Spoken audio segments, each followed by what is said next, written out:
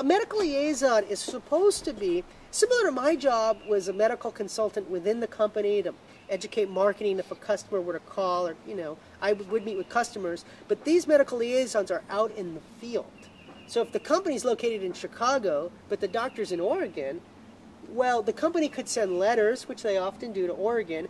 But if they really want to share information with that doctor, then they're going to send this representative, the PharmD, the MD, the PhD.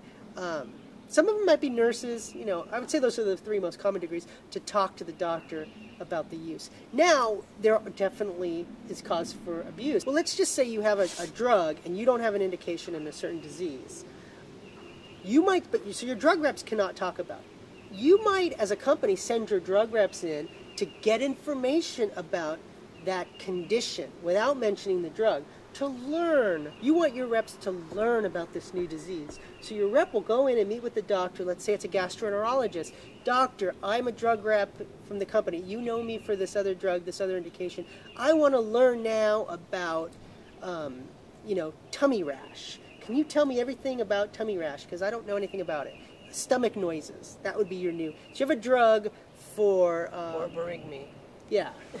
Yeah. I'm just inventing a disease. Rumbling. Yeah, barigme. So you have a drug that works for rash, but now you've got an indication in barigme. So you send your reps in to talk to the GI. I don't know anything about barigme. So the doctor starts explaining, and then after a few minutes he says, well, didn't I read in the Wall Street Journal that you have a new drug in this area? Ding. Okay, doctor, we may have something. I can't discuss it with you. However, if you'd like, I can have the company contact you. There's not a distinction made between on-label and off-label sales. So it's certainly to the drug rep's advantage in terms of their bonus to promote off-label use, but they're not supposed to. Right. And in fact can get fired for promoting off-label use. Now, I'm not saying all off-label use is necessarily bad. Right. We don't have a lot of clinical trials in children, but we have to treat them when they get sick. So that can be an appropriate off-label use, and there are appropriate off-label uses. However, the medical literature and the medical information environment is sometimes tainted by information that's from companies that are really promoting off-label uses, and that's a problem. See, there's a risk-benefit reward.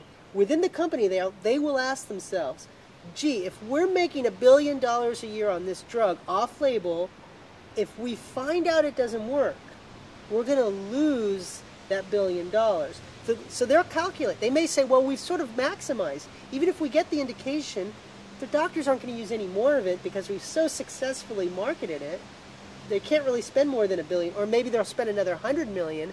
But if we really study it in enough patients and it proves to be either ineffective or worse, dangerous, we're going to lose the whole $1 billion. So and we don't want to take that risk. It's a disincentive to test it. It's for a that disincentive, indication. And the company will say, we don't have no reason to. You, the general medical community, go ahead and study it on your own. Oncologists are the biggest off-label users of drugs. So a lot of drug use in oncology is off-label. Oh, right. So in the physician's desk reference, in the PDR, you only have the labeled uses, but in compendia, you can have labeled and unlabeled uses. That's my understanding. There might be 6 or 8 major compendia, and you might have off-label uses discussed.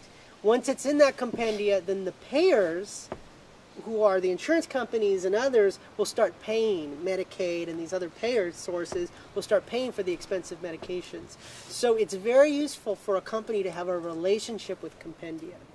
The best practice that I've seen, the most effective way for a company to work with compendia, is to have a single contact who gets, usually a pharmacist type person, somebody with a degree, who gets to know the writers at the compendia, who often are pharmacists, drug information type people, builds up a relationship, and then as we were discussing, abstracts and papers, those things can be sent in a package to the compendia. Because you got to realize it's a lot of work to analyze a new drug.